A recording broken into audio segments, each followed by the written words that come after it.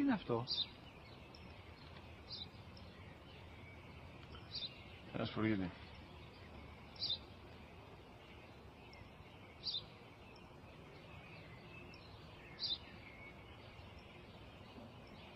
Τι είναι αυτό?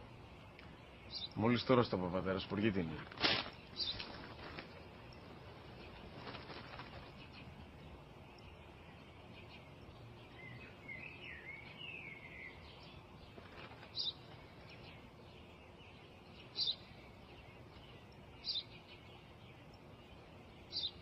Τι είναι αυτό? Ένα σπουργίτη είναι, πατέρα. Ένα σπουργίτη.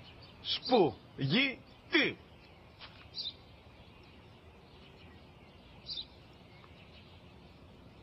Τι είναι αυτό? Γιατί το κάνεις αυτό το πράγμα, μπορείς να μου πεις? Τόσες φορές σου είπα, είναι ένα σπουργίτη. Δεν το καταλαβαίνεις. Πού πας?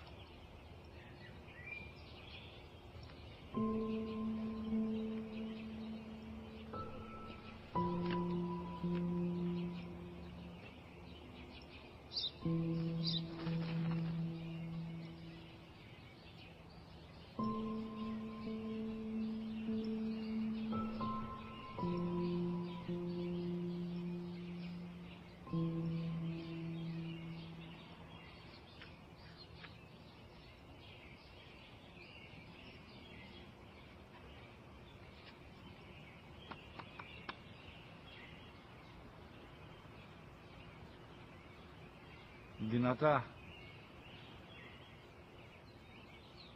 Σήμερα ο μικρός μου γιος που πριν λίγες μέρες έκλεισε τα 3 καθόταν μαζί μου έξω στο πάρκο όταν ένας σπουργίτη ήρθε και κάθισε απέναντί μας.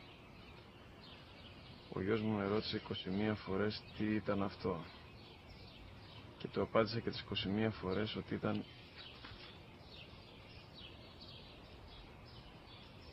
ένα σπουργίτη. Τον αγκάλιασα τρυφερά και τις 21 φορές που μου έκανε την ίδια ερώτηση, ξανά και ξανά, χωρίς να εκνευριστώ, νιώθοντας στοργή για το αθώο μου αγοράκι.